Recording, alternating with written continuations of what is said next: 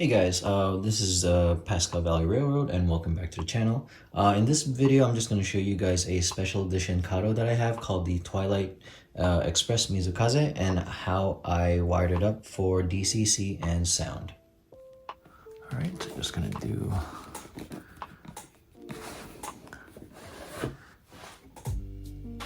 Alright, so this comes in a set of 10 cars in total, 5 cars per box. And the motor is actually in the number 4 car, but this is the back 5.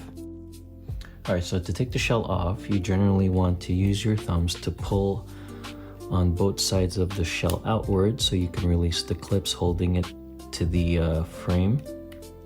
And then I would use my pointers to pull on the trucks, and it should just come out for me like that. Alright, some things might have gotten loose, probably the lighting fixture, but you know, no big deal.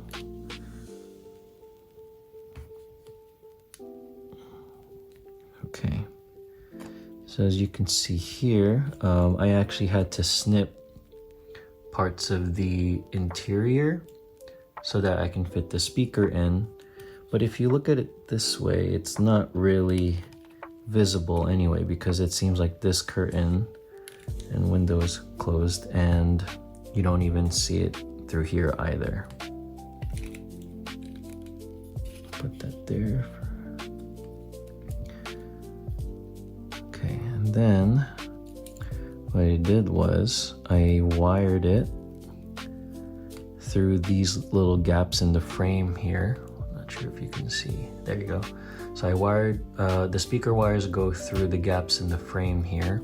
So I didn't have to do any more additional drilling through this piece over here. And then to take this out, I believe you slide it forward with this arrow pointing. You can see the arrow. So you slide it forward, and then you should be able to pull it right off. And there you see the decoder. This is a ESU Loksound for the Kato passenger trains.